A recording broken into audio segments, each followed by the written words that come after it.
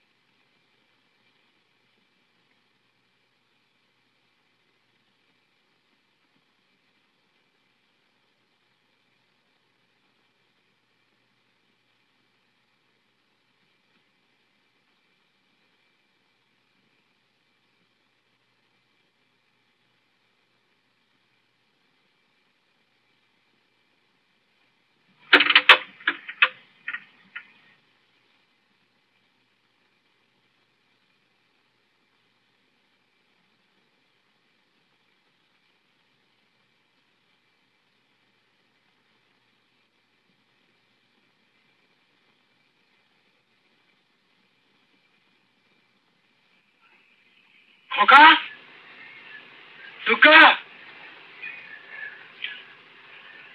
ও তুমি আছো? এসো।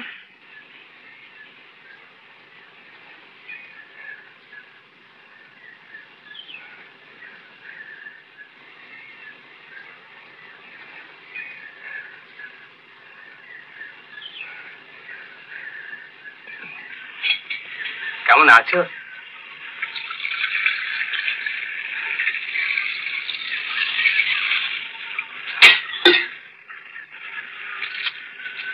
এরা সব বেরিয়েছে বুঝি?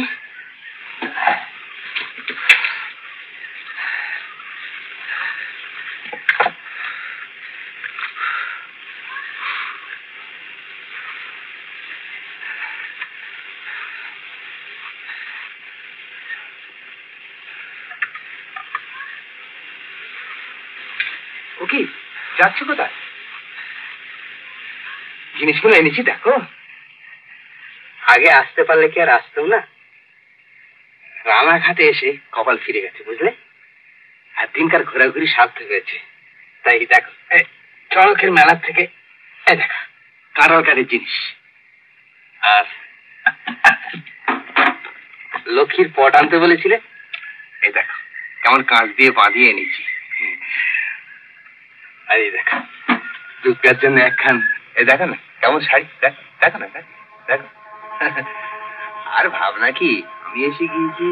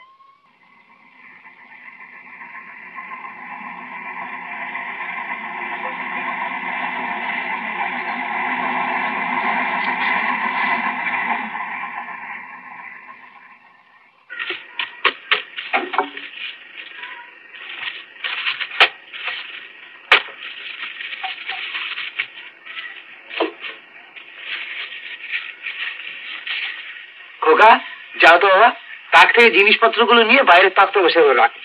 সত্যি কথা বলতে কি নদী, যা আবার ভিটের শখ ছিল, এই 1 বছরে আমার সব মিটে গেছে। তুমি ছিলে, ঠাকুরপো ছিলেন, তাই তবু সংসারটা চলে গেছে। নইলে যে কি করতাম জানি না। কি যে বলিস, আমরা থেকেই বাড়িতে লাভটা হলো বল, তোকে তা ধরে রাখতে পারলুম না। সে কি আর তোমাদের দোষ নদী, সে আমাদের কপাল। নইলে আরো কতজন তো রয়েছে নিশ্চিন্দিপুরে, দিব্যি সুখে শান্তিতে ঘর করছে। যাক, এখন ভালোই ভালোই গিয়ে সেখানকার সংসারটা গুছিয়ে নে। আর কি বলবো বল। ওই নতুন বউ আসুন। আসুনটা দিই। থাক, আর আসুন দিতে হবে না বাবা। আমগুলো পড়লো সেদিনকার ঝড়ে, তাই বলে নতুন বউকে দিয়ে আসি পথের জন্য। আপনি আবার কষ্ট করে বয়ে আনলেন? তাতে আর কি হয়েছে, তোমাদের তো হাতে তুলে কোনোদিন কিছু দিইনি, না কটা আম দিলুম। তা তোমরা কালই যাচ্ছ তো? হ্যাঁ। আপনি হয়তো রাগ করেছেন, আপনাকে বলিনি কিছু। না, রাগ করবো কেন নতুন বউ, তোমরা যাচ্ছ শুনে খুশি হয়েছি, খুব খুশি হয়েছি। এই বছরের পর বছর এক জায়গায় মাটিতে পুঁতে বসে থাকা এ কোনো কাজের কথা নয় নতুন বউ। এই মানুষকে বড় ছোট করে দেয়, এ তো আমি নিজেকে দিয়ে বুঝি। যাই দেখি, আমিও চন্দ্রনাথটা সেরে আসতে পারি কিনা, বর ঠাকুরকে একবার বলে দেখি।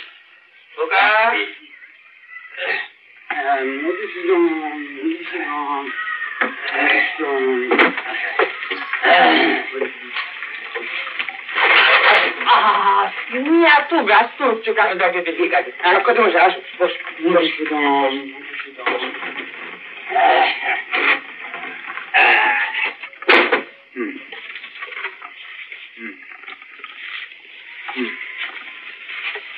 একটা চুমা দেখো রুটে, আজ 1.5 মাস শয্যাগত, শক্তি নেই, আসতে পারিনি। এই চক্রটির মুখে শুনলাম তুমি নাকি কাশি যাচ্ছ। হ্যাঁ, কালই যাচ্ছি, কাল ভোরে। ও, কালই যাচ্ছ? হ্যাঁ। ও আচ্ছা, হরিহর, কাজটা কি ঠিক হচ্ছে?